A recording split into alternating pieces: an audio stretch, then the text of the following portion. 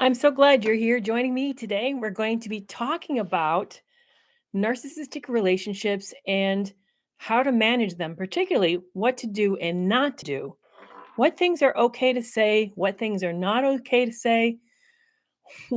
How do we end up backing ourselves into corners and only making things worse? So we're going to get into all of these lovely topics regarding narcissistic abuse and just in general toxic relationships. So I'm thrilled that you're here with me, joining me today, talking about your relationship, my past relationships, relationships you may have in the neighborhood. Maybe you're struggling with a toxic person at work. I remember years ago, my sister was working with a narcissistic supervisor. I've worked with narcissists as supervisors as well. So we encounter them in all walks of our life. We may be encountering them in institutions, maybe at the school, maybe PTA. We might be having problems with the neighborhood association, but you might be also living with one. So let's get into these topics of talking about toxic relationships, how to manage them, what we should and should not do. And I'm so excited that you're here with me. Thank you so much. I appreciate that you like my hair color today, and I appreciate that. So, a little bit about me. First of all, I'm Dr. Kerry McAvoy. You can call me Dr. Kerry. I am a licensed psychologist with over 20 years of counseling experience. I'm also a survivor of a narcissistically abusive relationship. So, if anybody's ever been in a toxic relationship, you invariably have had many arguments. And I bet you in the beginning you tried to get along and be super sweet and maybe be very accommodating, tried not to rock the boat. And when that didn't work well, maybe you start standing up for yourself, which that probably didn't go very well either. And then before long, you may have shut down and just stopped trying. But there often comes a point when we end up getting to a place where we want things to be different and we don't know what else to do. And then we're tempted. Oh man, are we tempted to tell our partner what we think is wrong with them? I bet you've been there. Have you ever been tempted to ask to tell your partner that you think they're narcissistic? And if you have, how well did that go? I would love to hear what happened when you tried to address the issue by calling it out and making it an overt problem. And by the way, while I'm waiting for you to share some of your stories with me, I'm so thrilled that you're here with me today because we're getting ready to head into the holidays, and I wonder how you're feeling about that. Do you have a toxic family member that you're super duper dreading to see? Or maybe this is a holiday that you've recently left a relationship and you're trying to navigate it alone. Maybe your kids are not able to come home. Maybe you haven't had children, but you are really kind of struggling to do what to do over the holiday season. So let's talk about that as well. I know that for many of us, this could be a big transition period. Really not easy. One of the first times I just had left a relationship. We went into COVID, so I ended up having to be kind of locked down, not going anywhere. So it was a very quiet holiday for me. So we can talk about that as well. So thank you so much. The overthinker said she just read my book, Love You More. I appreciate you talking about that. Oh, and somebody else said they're dreading the holidays. Yes, it is easy to dread when we've made these big changes like that. Um, Yeah, so somebody said they had talked to their partner about possibly being narcissistic. He even took an online test and showed he had some characteristics, and then he said, "No, she'd gotten it all wrong." Yeah, that's a pretty common problem to have happen like that. Yeah, somebody else shared she did call him a narcissist. He did the research and it got wrong. And I'm sorry, it researched and then it got worse. And it was the worst idea ever. Exactly. So let's talk about why is confronting the narcissist by telling them that they're narcissistic a bad idea. And for those of you who are joining me, I'm Dr. Kerry McAvoy. Thank you so much that you're being here. I am a licensed psychologist with over 20 years of counseling experience and also a narcissistic abuse survivor. Yeah, why is it a bad idea to tell a narcissist that they're narcissistic? Well, for one, it's you have to understand the way that they see the world. They don't see it the same way that you and I do. You imagine this is what those of us who don't struggle with a lot of narcissism, and I want to first say we're all on a continuum.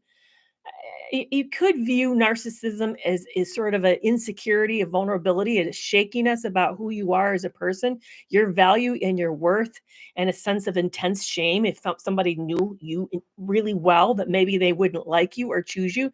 We all have some of that where we're hiding a bit of ourselves. We feel a little anxious. Maybe we want people to think of us better than we think of ourselves, and we're kind of overcompensating for that.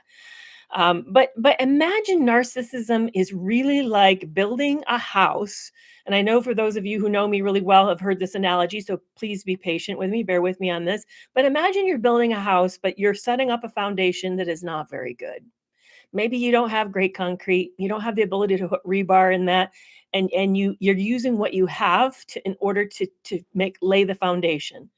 Well, and maybe you couldn't even level the foundation, so you've got spots where it dips, there's a little hollows, and maybe it even leans in one direction or another. So you have think of a person's psyche, their sense of self, their personality like that foundation, and it has inherent weaknesses built in.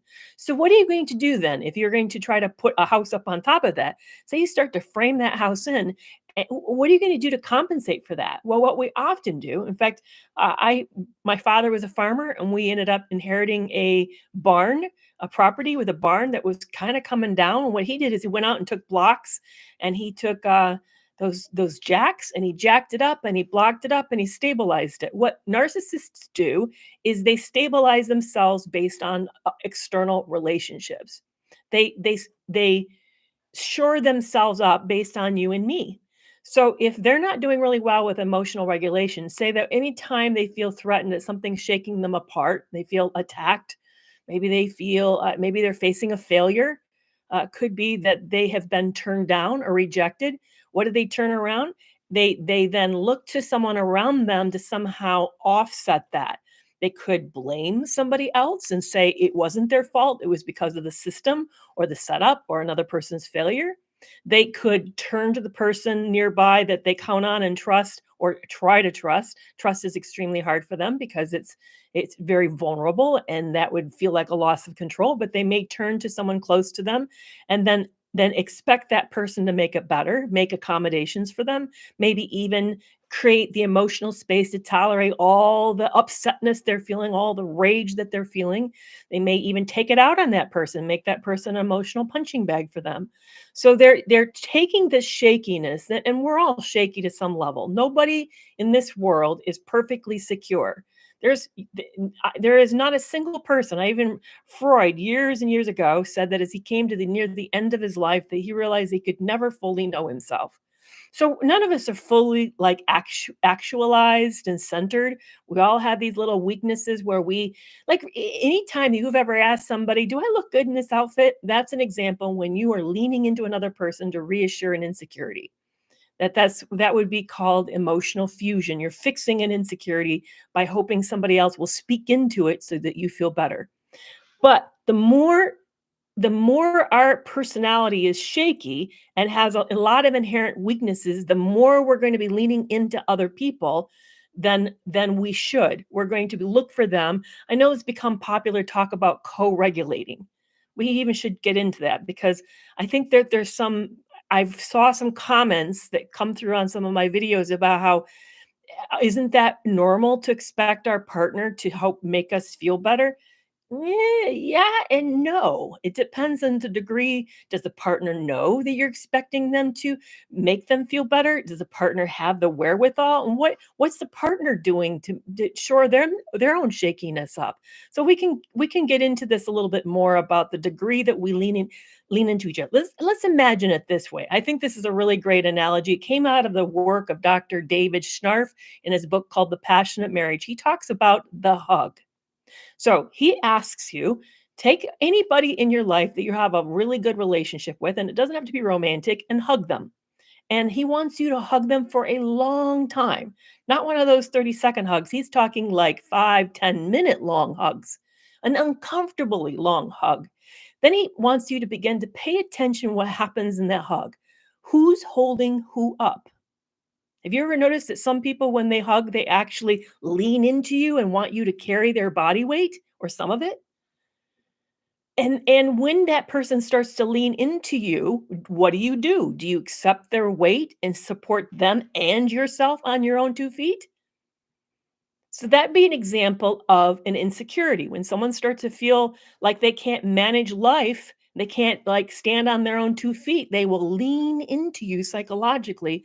So counting on you to fix it for them, to make it better for them, maybe to regulate things for them, maybe even to take the blame for them, certainly to find a way for them to like psychologically make sense so it doesn't feel so bad. They're going to like that hug lean into you and ask you to carry not only your emotional weight, but their weight as well.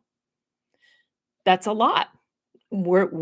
As adult, as children are leaning into us all the time. That's normal. A baby completely is dependent on you, and the goal of it of maturation of us helping our children grow up is that hopefully by the time that they reach adulthood, they can stand on their own 2 feet for most things most of the time.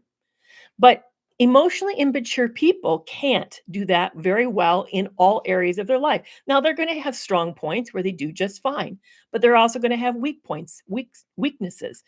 And the DSM-5 says that some of the things that narcissists struggle with and that probably actually all cluster B struggle with is they struggle with intimacy, like being vulnerable, sharing themselves, allowing you to see them, allowing them to talk about things that are very, very uncomfortable that would maybe in their minds set up fear about acceptance and worthiness. They're also going to struggle with self initiative things like setting goals and planning for the future and really having a sense of where they want to go and how they're going to get there and then implementing it, actually putting it in place. They're going to struggle with things that have to do with connection, empathy, being able to see how others feel and then know how to connect with the person around that person's experience. So they're going to really struggle with the self reflection necessary for empathy to say, yes, I can relate to that. That's happened to me. I know what it might feel like to be in that position, but also just to resonate emotionally with somebody else when they see someone struggle. They're going to really struggle with empathy. And they're also going to struggle with their identity. They're going to have difficulties knowing their acceptability and who they are and what makes them themselves. They're so externally based because of the insecurities that they struggle to know that this is what they're about. And you'll notice that with integrity problems. A person who has a strong sense of self tends to know what they stand for and they tend to then stand firmly on those things. Maybe you're a person who really is committed to eating a vegan life, vegan food, a diet, and you have reasons why you believe that because of how you view the world and the planet and the whole animal kingdom. And so then when you're asked to take a choice, make a choice around whether or not you're going to compromise your diet because of the integrity, because of who you know who you are, you will then make a choice that lines up with your own priorities. And you'll see that people who are more emotionally mature tend to like almost be fair weathered friends when it comes to their integrity. They'll do whatever puts them ahead. They may say, I'm really pro whatever. Maybe they're really like anti, I don't know, consumerism. But then when it comes down to an impulsive moment, they'll go ahead and they'll behave in a way that's inconsistent with what they said they stand for. So you're going to see a lot of issues with their personality. So we get into these relationships with people who are emotionally weak. And as I said before, we're all somewhere on the continuum. None of us are perfectly secure at all times around all things. But when you see a chronic pattern of these difficulties of holding jobs, maintaining goals, being able to really show up for other people in a consistent way, knowing how to stay present with people, how to take responsibility and accountability when it means that you have to accept responsibility for what you've done and feeling like feeling ashamed or bad about what you did, knowing how to create space to do that in a reasonable way while maintaining connectedness with other people. Those are super tough stuff. They're tough for all of us, but they're very tough if you're an emotionally immature person, if you're somebody who's struggling with a cluster B personality disorder or more pathological traits of a cluster B personality disorder. So when we call them out, and this is where I've long answered to get to the why not to tell somebody they're narcissistic or they have cluster B traits, we're essentially saying you're flawed. You're seriously flawed. to the point of your personality, the way it's structured is flawed. And the way you relate to yourself to the world is flawed. Now, people like that who have that kind of structure don't know that there is anything wrong because that is who they are. It's who they've always been. They've always been somebody who's been impulsive, somebody who struggles to connect to other people, somebody who kind of feels on the outside of the world and doesn't really get what other people is experiencing. So when you say you're the problem, the reason we're having problems is because you're creating problems because you make everything a fight, you get super defensive. They're going to say, no, I've always been this way. You're having an issue with me. You're having the problem. You're the problem because you're having an issue with me. And I don't have an issue with me. I'm feeling just fine the way that I am. And I like who I am because I think, hey, damn it, I'm a pretty wonderful person. So they end up seeing it's not like they have a cold. So that would be another way to view it. When you have a disorder, a mental health disorder, it's like having the cold. If you start struggling with panic attacks and you weren't having panic attacks before, you're like, wow, I can't leave the house or I can't do whatever it is that I want it, whatever it is that shows up. Maybe it is meeting new people. I was able to meet new people before and now I can't meet new people. What's wrong with me? That's really miserable. That's going to massively affect my life. How do I go out and have a life if I can't meet new people? See, that's like having a cold. So you feel sick. You can identify the way in which you're not normal, that you felt it before it was okay, and now suddenly it's not okay. And so you feel impaired. But people with personality disorders or more psychologically immature personalities, their impairment has been there forever. It is who they've been. I'm autistic. I have no idea what I don't even know if I can say the word right, but there's another like allistic. Oh, anyway, I'm just going to say neurotypical person because I can't say the other word. That normal. I have no idea what a neurotypical person's perspective of the world is. I've always been the way that I am. I'm a little bit on the gullible side. I probably overshare if I'm not careful. I see things kind of more literally, and that's the way I've always been. I don't know what it would feel like to be in somebody else's head and to have their perspective of the world. It's how I'm wired. And it's the same with people with personality disorders or those who have more pathological traits.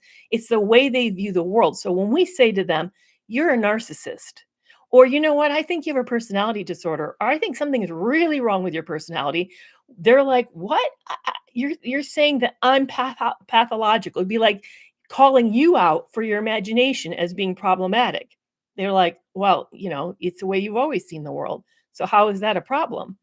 And interesting, they don't notice that the chaos. They're kind of like they stand in the center of the hurricane, the eye, and there's all this swirling that goes on around them, all this destruction. And yes, they're the wind causing the destruction, but they stand in the center of it and they're not really aware that they're the wind causing all this massive destruction. So it's very, very difficult for them to see that and then take ownership of that. So I'm going to pause and there's a lot of comments have come in. I want to see where you guys are at on that. Um, so one said, I'm trying to figure out what the heck my narcissistic husband's getting from me because he refuses to leave. We're basically roommates now, but he refuses to quit, even though he's online cheating, lying, there's financial abuse, etc.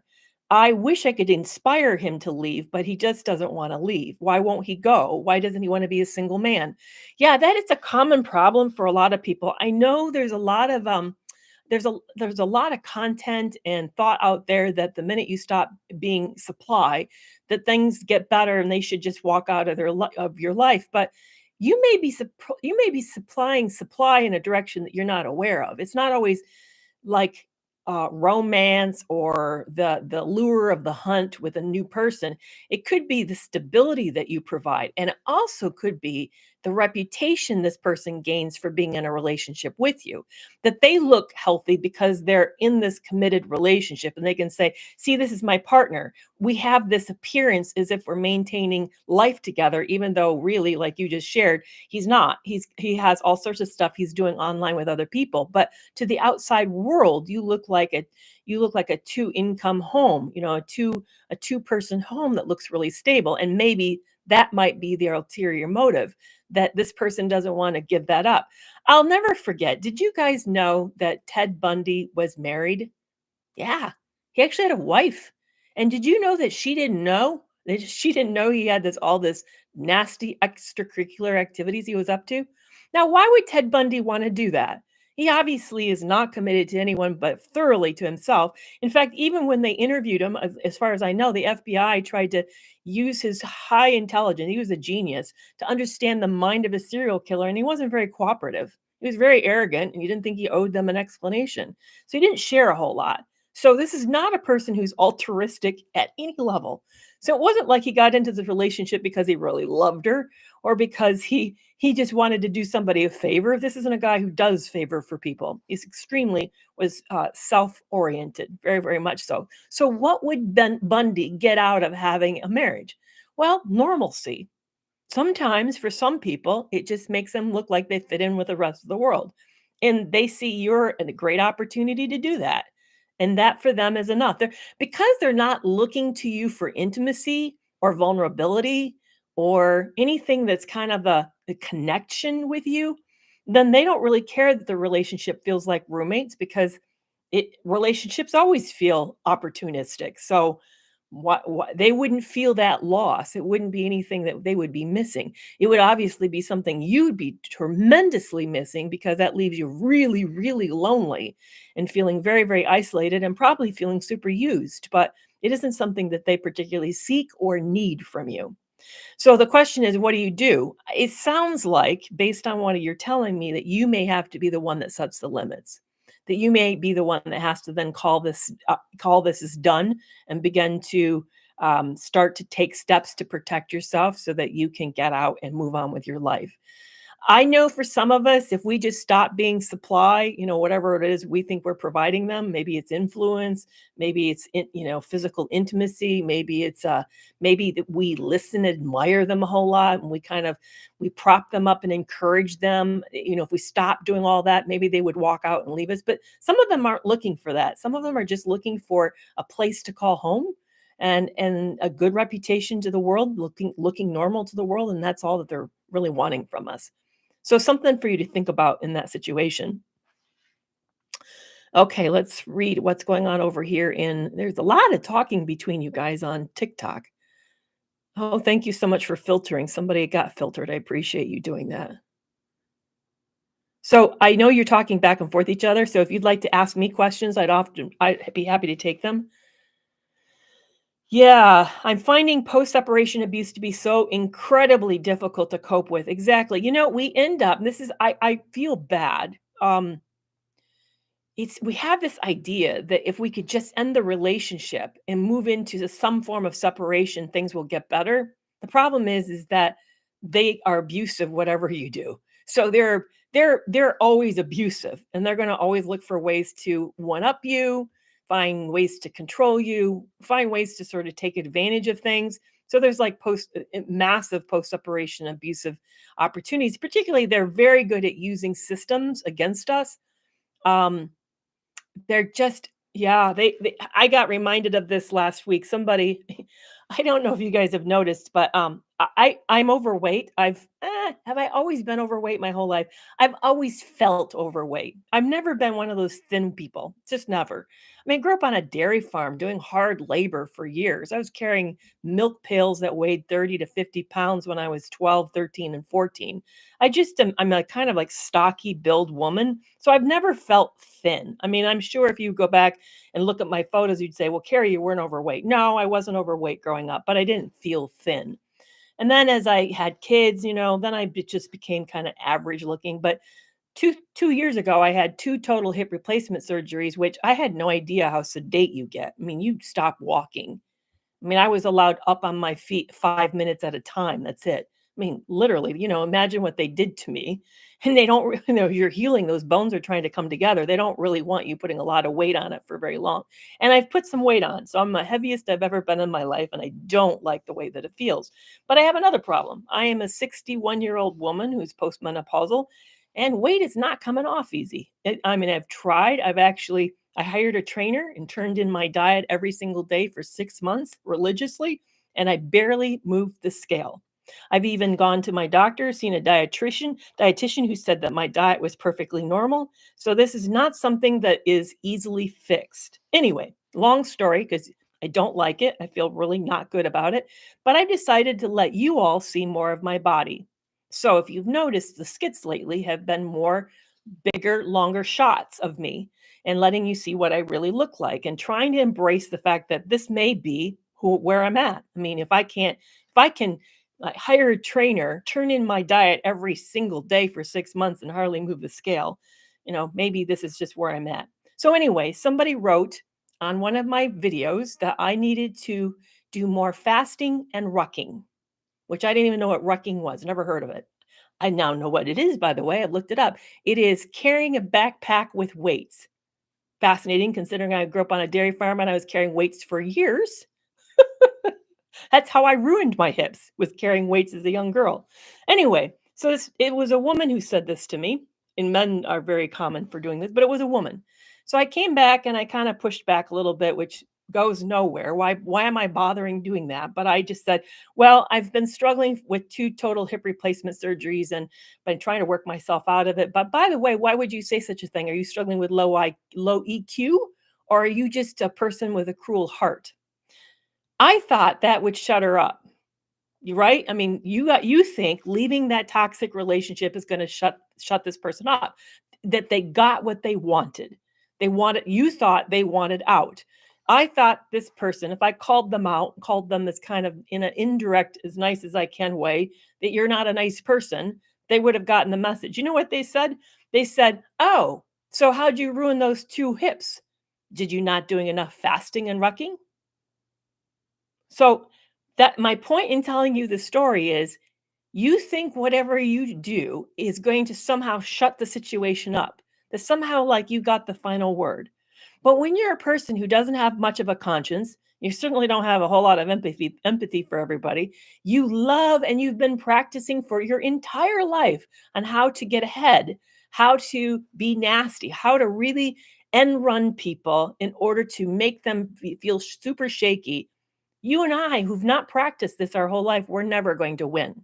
We're never going to win. So I say all that story to say that yes, post separation abuse is going to continue because the person that you were in a relationship is still essentially the same. And yes, even though they're getting what they want, which is not to be in a relationship with you, they always want to make sure that you feel put down, humiliated.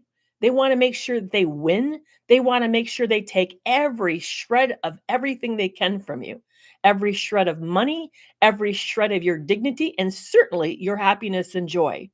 So there is this process that happens in which they're going to make sure that you win. So what are we supposed to do? Well, where you can, and this is a note to me, stop taking on toxic people in the comments. I need to remember that. I will never outbeat them at the comment issue. But when it comes to you, for you to think that somehow that because you're separated or even divorced and now co-parenting, that maybe it's going to get quieter, I really want to dissuade you of that belief. It's not going to get quieter. It's just going to change. The abuse structure is going to change. So it may be they'll start to abuse you through the communication around the kids. Or maybe they're going to start to abuse you by the way in which they treat the kids or fail to show up or don't show up or do show up for the kids. They're going to continue to find ways to get under your skin. So it's really helpful for you to begin to think about the boundaries you're going to have with yourself as a way to manage this really devastatingly painful person in your life. Like for me, it's just simply blocking people who put shitty comments on my videos. If I just feel like it's not sincere, I just need to like stop engaging. Why? Because they're just wanting me to be miserable because they're miserable. But when it comes to you and your life and your money and your kids, I have unfortunately some really hard advice. And that is one, don't listen to anything that's personal. Don't. Know that it's intended to hurt you. That's the goal. Thank you so much for that gift, by the way. Just really intended to hurt you. They want to get under your skin. They want to see you react. When you react, they're going to like, yep, I got that person. I did it. Oh, look at them. Look at them scurry around. They love seeing you react. They love knowing they got you. So learning to sort of disregard it and stay on topic. If you're contacting them about plans of the holidays with the kids, and then they come back with some like, well, it always has to be your whatever they do, you know how they do it. For you to just come back and say, so are you going to be here at 4 o'clock as we've decided, or are you changing your plans? But focus on the issues, ignore the rest. It's super hard. I know it's super, super hard. Just like for me, I mean, it's very when somebody and here's the other thing. They know where your greatest hot buttons are.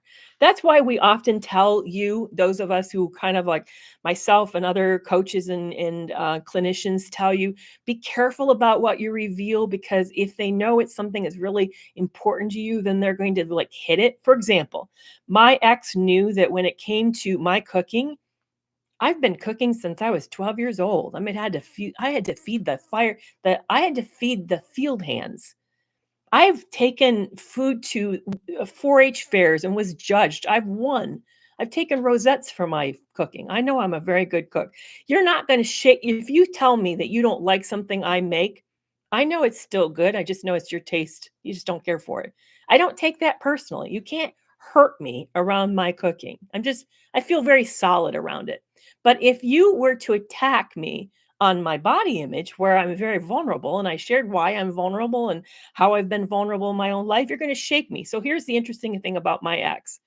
When it came to the women in his life, he would then attack me around my looks. He would make shitty comments that would tell me that I could never measure up. But the partner he also was having an ongoing relationship with, I saw him talk to her about food. She had this really big need to please him by how she cooked. So she'd even send him photos of things that she made that were super, super special. And I'll bet you he doesn't probably attack her looks. I bet you he attacks her cooking. So they have this really great way of sniffing out your vulnerabilities and making you feel really, really bad.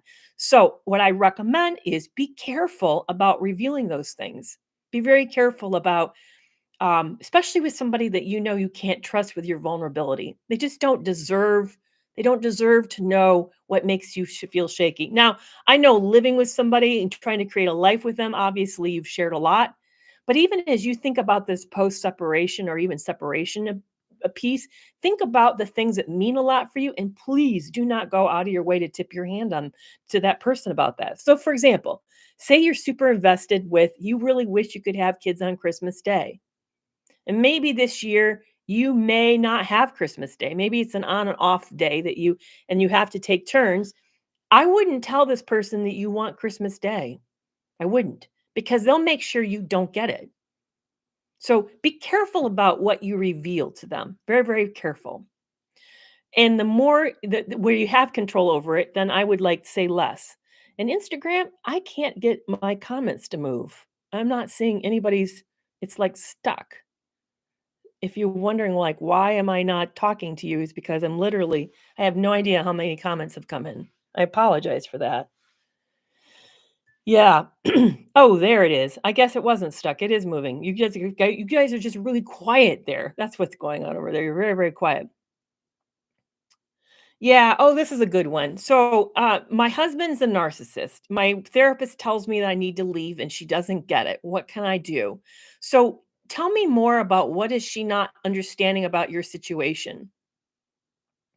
And by the way, I have had, and I'm right now going through Dr. Ramani Durvasola is offering a continuing education through PESI, which is the Psychological Association for the United States for continuing education. So anybody who's got like a social work degree, psychology, psychiatry, and they're looking for continuing ed classes and to get certified in narcissistic abuse. Right now, they are offering certification. It's a 40-hour program, and I'm in the midst of that right now. I'm super, super excited. But one of the things that Dr. Ramani was talking about early on is that not everybody has the luxury, the ability, or the situation that allows them to leave that allows them to leave. And that we're acting entitled and privileged when we fail to appreciate not everybody's flexibility. So there's lots of complicated reasons. One of the things that I think about is when I hear these women who are my age and older who've maybe been stay-at-home mom and they've lived with this partner their entire life. What are they supposed to do? Where are they supposed to go? I mean, not everybody's got the ability to leap out and make a life on their own. And maybe there's things, I mean, maybe you were going to, I know for me, I grew up in a very conservative home with a very conservative religious background, and there was not a lot of acceptance for divorce, which is one reason why, if you read my book and you think, why did she put up with it? Well, because my religious community said that was my role, that as a good wife, a loving wife, that's what I was to do. So we don't always appreciate someone's cultural background, their maybe economic backgrounds. We don't appreciate maybe their religious backgrounds or other things that play a role into why they're doing what they're doing. So I think that it's really important that we value each other and support each other in our circumstances to the degree that we can. So I know you've been saying more to me, so I'm going to go back and read more of your story. Um, And somebody asked, "In that program, do you have to be licensed or just have a degree?" You don't have to be licensed to take that program. So if you're interested, it's through PESI, and then look for Dr. Ramani's Dervisola's program, and it's credentialing for narcissistic abuse. And I know she's allowing coaches to take it. I have to tell you, I'm already taking the tests because they test her every 6 to 8 hours of training. You take another test, they're tough. They're open book, but they're tough. So you definitely have to pay attention when you're taking this program. Okay, so she doesn't understand the trauma bond. And she says it just to go, and that she also doesn't understand that you don't have other support. Um, yeah, it sounds like, and I'm reading what everybody else is saying to you. I love that everybody's loving on you. That's great. She says she understands, but I don't see that she understands it. I honestly, I fired 2 therapists. One was a sexual addiction specialist. He was also a former sex addict himself, and I could tell that he said something in whatever he said how, um, he commented on how attractive I was as a woman, and he wanted to know how weak would I be if I stayed. He was saying I was weak, and when you heard the more of his backstory, woo, man, this man's backstory was complicated, messy, very messy. So I'm looking at him and thinking, you're calling me out as weak, and that you've got a messy story where you and your wife both acted out, and you're kind of like trying to solve this really bad mess based upon your bad decisions. And I'm weak. I was not impressed. And he also put me in positions where I knew based on my ex, my gut was telling me that I could be harmed. He was increasing the risk of danger to me. So I fired him, and then I had another therapist that was putting me in the position kinda you're being put in, which is seeing me as weak for not getting up and walking out. She was making all the I felt like therapy was all about me needing to leave, that the only way we could progress with therapies was if I left, then we could move to the next step, that it was like that was the agenda, which interestingly enough, it was never my goal. That's her goal. So I wonder if that's what you're feeling, like that you're being corralled into one decision, that there's only one right thing for you to do, and that is to get out. And if you're not willing to get out, then you're now violating the tenet of treatment. If that's the situation, I would really recommend that you see someone new, see someone different. Here's some questions that you want to ask when you're looking for somebody. You want to find out if they understand what narcissistic abuse is. um, I would even feel like it's fair to ask if they've ever experienced it or if they've known anybody in their life who's experienced it. I once was talking to a clinician who says she sees lots of it, but the way she was talking about it, it was almost as if those of us who are victims were childish, that we just don't set good limits for ourselves, and we get really upset about stuff that maybe aren't not we're like making more of a deal over it than it really is. And I could tell this woman has not experienced coercive control. She has no idea what that feels like. I could also tell she really didn't appreciate the degree that you feel constantly confused, that you really don't know what's true and not true. I could just tell that. So I would ask whether or not they've personally had any kind of connection to it. I would also want to know if they are betrayal trauma informed. Do they understand what betrayal trauma is? What their belief is on codependency? Because a lot of people, codependencies come out of the addiction model. It's when somebody's living with somebody who's an active addiction and you're trying to manage their life so they don't blow it up with their acting out. Then we get sick when we do that. That's how codependency came about, is that you're codependent on an addict. And then they've kind of made it into this thing of, oh, well, it's anytime you do a lot of people pleasing. Well, I struggle with it. I don't like that because people pleasing actually is a role that we learn out of childhood to manage toxic relationships with families that are very dangerous emotionally. So we've learned to fawn as a survival mechanism, and then we just continue to fawn and we grow up and move into adult relationships. So I find that it's overly simplistic to say, oh, the reason that's going bad is because you just don't stand up for yourself.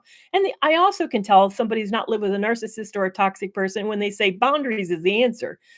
Have you ever set a boundary with a toxic person? They will push you on, like, if you say, "Don't text after 8 PM," they'll text at 8:02 and accuse you of being the most cruel, abandoning, rejecting person in the world because you wouldn't take that 2 minute. But you know what? If you do take it, the next day will be 8:05, 8:15, and then it'll be 8:30. And next thing you know, you're staying up to 10 o'clock because they've taken that tiny inch and now they want a mile out of you. So boundaries they're very good at making us feel crappy for setting a boundary. Very good. So boundaries are not the solution. Not all kind, just not good boundaries. It's too simplistic. Boundaries is too simplistic. So that the course I was talking about, I think it was like $400, but I don't know what it is today. I don't. It was on special when I did it, so I don't know what it is. It's PESI. So I would recommend, Jem, that you look for a new therapist and find somebody who really understands what you're going through and that will support you where you're at. You really wanted someone to support you. And if you don't feel ready to leave, then you're not ready to leave. Thank you. PESI. Yes, you got it, Hazel. Yeah, if someone's saying that's the only way through this, they don't understand what the middle way. I couldn't leave until I was ready to leave. I couldn't. Took me 2 years. I mean, I found out the delayed honeymoon that he was a serial cheater. I had no idea that I had married somebody with a double life. I just didn't know. He had lied to me really well for the first 11 months that I knew him. And then I got the full glimpse of who he was after the wedding. And then I spent the next 2 years the first next year trying to save the relationship, which making all these anybody who reads Love You More can see all the efforts and I'm believing everything he's saying. I'm believing. I didn't know he was that deceptive. And then as I spent the second year knowing that it probably wasn't going to make it, but now my money's been tied up with him and he's going to take as much of it he can. And I'm trying to get out safely that he doesn't destroy me financially. So it was I still hoped we'd make it. I was still hoping. But on the other hand, I was a little more savvy and I was also trying to then work things legally so I can get in a good spot. But I'll tell you, it wasn't, if you read the book, it's all the way near the end. There's a moment when I suddenly see through him and I see the way he's treating me and I see how it makes me feel. And I have this moment of like, you know what? It's like I heard today, I was listening to the training with Dr. Ramani today when I'm still working on the narcissistic abusive relationship module 2 is where I'm at. And she talks about the shelf method, the shelf analogy. This is how she says change happens for abuse victims. It's like all these things get layered up on a shelf. So we're dealing with their betrayals, and we're dealing with the financial chaos. We're dealing with the way that which they make our social life just a chaotic mess. We're dealing with the fact that they maybe are losing jobs or they are making impulsive decisions or they're investing poorly or maybe they're acting out with some of substance of some type. And then we're dealing with the way that they're managing us, the way that they control us and how crappy they make us feel and how we can never do anything right and how we feel like we're in this box and we keep walking, trying to figure out this tightrope we're walking on and walk it more carefully, more carefully, more carefully, and it's never good enough. And we layer all this on top of this shelf. Imagine it's a shelf and each is very heavy. We put on the shelf and eventually one thing we'll put on that shelf will break it and the shelf will go down. And when that happens, then you're ready to leave. Then, only then will you be ready to leave. And for me, the shelf was that I was sick. For those of you who haven't read the book, he probably was poisoning me for my money. I was very sick. I was working so hard to keep us together. I was primarily running the business. He was putting a little bit of effort in, but I was the one working 14, 15, 16 hours. I was terribly confused because he was saying one thing and doing another, and one thing and doing another. I had no idea he was cheating actively on me. I didn't know that was happening. But I'm doing all this effort, and then he lights into me about a Airbnb that I rent that somehow I didn't think to look at the amount of utensils it had and whether or not it had a complete set of silverware and dishes. That was the issue he was pissed at. And then he said, "You never think. That's your problem." What? Here I am with a PhD, and he doesn't even, he barely graduated college. Even then, he paid someone to write all his papers, and he's accusing me of never thinking. And I'm the one running the business primarily. You never think, he says. That's why I can't trust you with anything. And I look at him and I think, you know what? I would never be okay with someone treating one of my kids like this. Why am I okay with him treating me like this? And that was a moment I knew I was done and it was over. But it took me 2+ years, a lot of abuse. He never called me a know-it-all. No, because I'm really careful about not acting like a know-it-all. I've been called that in the past, and I really work hard not to be a know-it-all these days. So no, he didn't say that. But yeah, but that's what broke the shelf for me was that moment of him confronting me about being dumb, about not looking at the whether or not the silverware was a complete set or not. And for me, it was just like I'm over. Oh, thank you. I got this on Etsy. I love Etsy. Same with these. I got those on Etsy. But, yeah, I'd had it. By that point, I just had this something clicked, just really clicked for me, and I was over it. And for some of us, though, because of the way life is, we're not gonna get there. So, what do you do? Let's circle back to the topic, which is don't call a narcissist out by telling them they're a narcissist. Don't do that. It's just what I want you to ask yourself some questions. What are you going to gain by doing that? What are you going to gain? If you want them to take ownership, you're not going to create they're not gonna take ownership. They're gonna say it's you. So that won't work. What else might you gain by saying that to them? Maybe it's your way of wishing that they would get help. Well, they're not in crisis. We don't tend to get help unless we're in pain. We have to be the one uncomfortable, and you're uncomfortable. They're not being uncomfortable. So you're not going to create pain by calling them that. Chances are all you've done is weaponize them. They're going to now have something they can use against you and be able to then circle back and say, well, you're the one who's called me the narcissist. Maybe you're the narcissist. So, it just ends up kind of opening you for more vulnerability. So I would recommend it's just to avoid calling people out like that, to really, really avoid that. So this is a great question. How can I support a friend through a process of leaving? What's the best way to support? The best way I think to support somebody who's in the process of leaving a toxic relationship is let them know that you're there. Ask what it is that you can do for them. Know that they may waffle a lot and go back and forth on their decisions, and be okay with that. Don't be impatient. Be able to take time out for yourself when it gets to be a lot so that you can be there emotionally in a way that they need. So you don't feel like you're being so drained that you're now starting to feel frustrated and irritated because they're not moving on your timeline. Because that's going to happen. They're going to move slower, and they're going to wobble more and be more insecure than probably you feel tolerant of or patient with. So be sure that you take the time out that you need to be able to be in a good space for that person. I love that. So hers said, mine says everybody's a little bit narcissistic except for you. Oh, that's great. Yeah. When you heal, do you revisit or leave it alone? Healing is a hard process. I would say healing happens. I don't know if I'll ever not be healing from my abuse, honestly. I really don't know if that's possible. I'm right now starting to date somebody. I've known him for 6 weeks. I'm a mess. I've been out almost 5 years, and I've not dated anybody really. So this is the first relationship I've tried to try. The minute I start to feel tension, I start placating. I do the thing I always done, which is to make everybody happy and get along with them. And I don't say what I'm feeling at the time.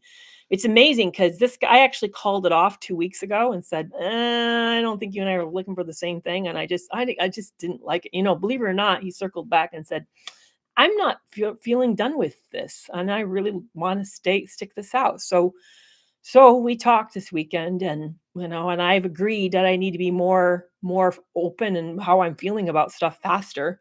It's very, very hard for me because here's the thing, and I know that I addressed it in the financial abuse video, is that victims, which I am getting dragged through the mud on that video on YouTube. Man, brutal over there. Like hostile, mean people. Wow. Usually YouTube's not that toxic an environment, but anyway, apparently when it comes to money, it takes on a new turn. I don't know, but um where was I going to go with that? Yeah, it's hard. It's hard. I think there's like stages to healing. And by the way, I just wrapped up Healed and Empowered group coaching 12-week program. Amazing program, incredible testimonials. I'm going to rename it to something new. I'm trying to settle on a new title. I will be launching it again. So if you're looking for help on healing, how to walk through the grief, the rage, the loss, the fears that you're having, I really hope that you would do this with me and that you would do this 12-week group coaching with me again. It would be amazing. I will make sure that you guys are aware of it when I set a date for the new group to start, but it will be 12 weeks every night with me for 12 separate weeks. And like I said, the group just said it was so helpful, so healing for them.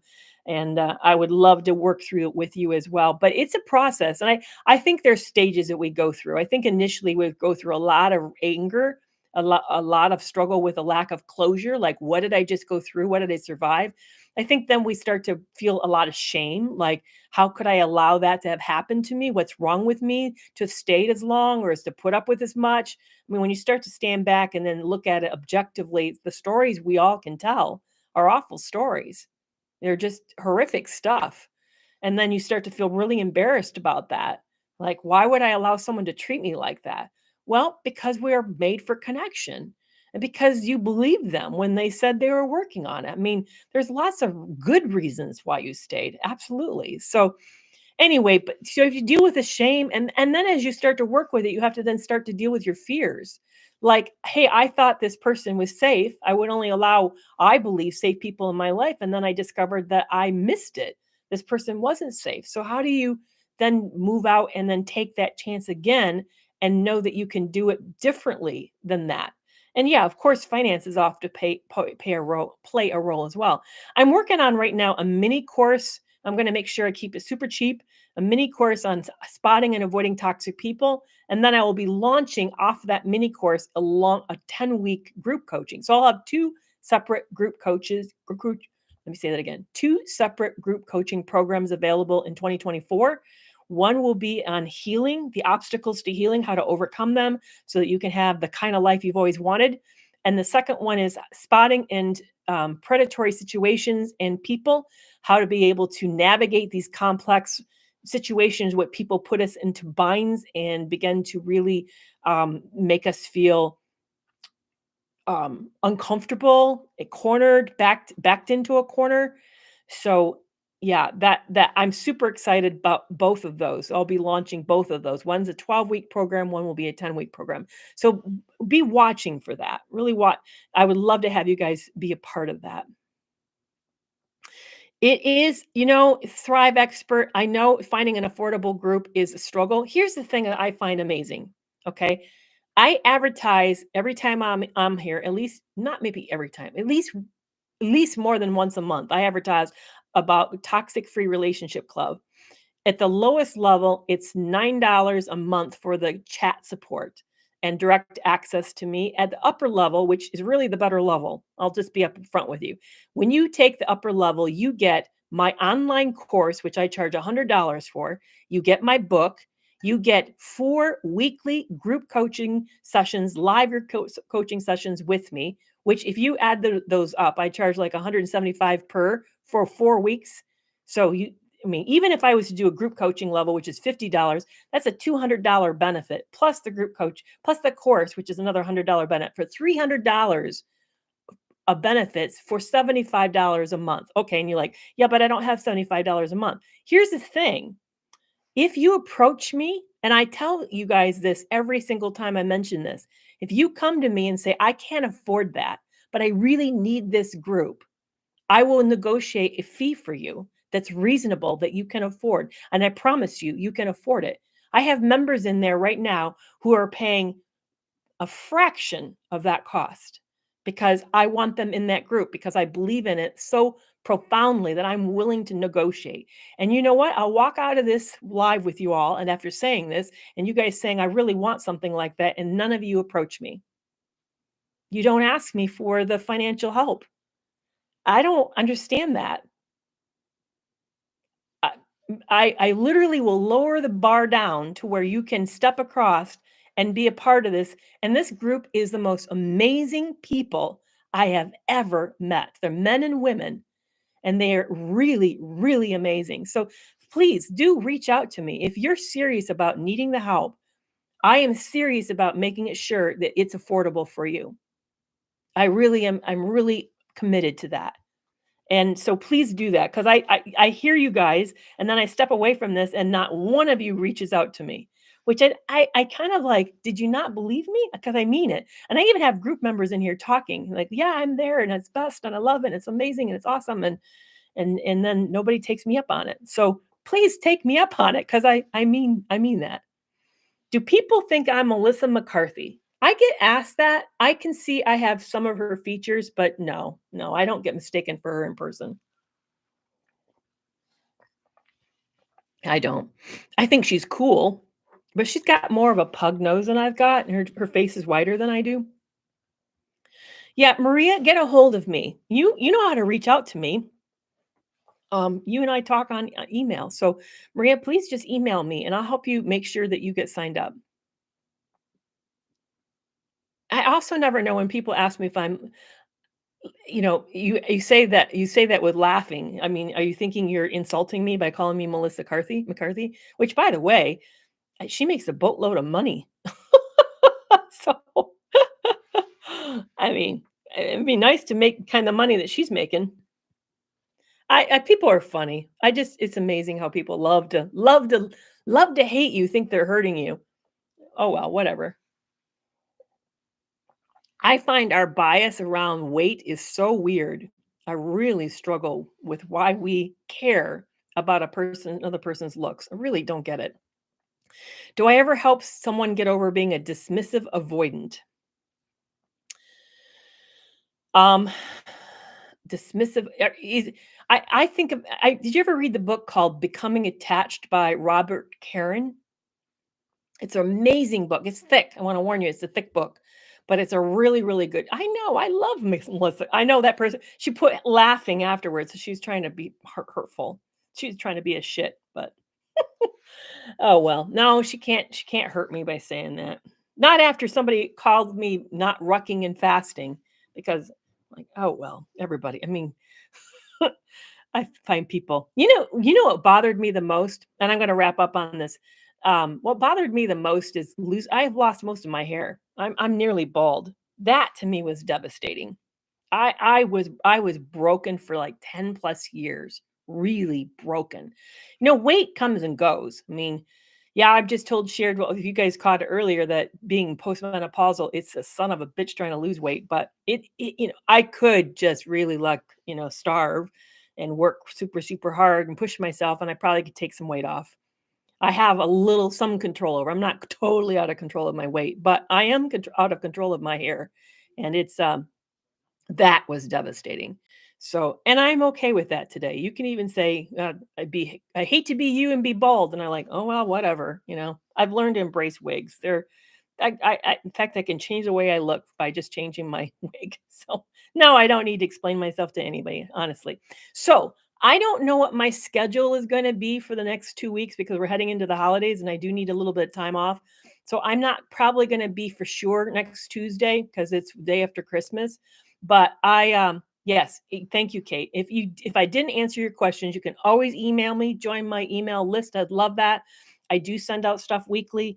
I also make sure to follow Breaking Free from Narcissistic Abuse, my podcast. I do a lot of in-depth stuff talking about abuse. But I'm not for sure what my live schedule is going to be for the next 2 weeks. So I say that, don't be guaranteed. I may or may be here. I may even jump on when I have a free moment. But um, yeah, so I just want to let you guys know that I'm trying to read everybody's comments. She mentioned someone in the group was rude, and I was asking what happened, and everybody there is so kind. Yeah, that is strange. I don't know why. Everybody in my club is amazing people. I just love them so much. Yeah. So anyway, I'm going to be trying to take a downtime. So I want to leave it this way. Thank you so much for hanging out with me today. This was really a lot of fun. I just have enjoyed it. I wish you guys a super super Merry Christmas and a very very Happy New Year. And if you're somebody maybe that you don't celebrate Christmas, I want to wish you a happy holiday, very much so. And I just really appreciate this year. We've done a lot together this year. So I've been going live every Tuesday all year. And thank you so much for making this year a really great year for me. So, so much. Yeah, I appreciate that. All right, you guys, I hope you have a wonderful upcoming holiday weekend. And I may jump in just when I can to see how you guys are doing. And for those of you who want to check out the club, either DM me here. My DMs are open, or email me. I list my email. You guys can know how to get a hold of me. All right. Love you guys. Bye bye.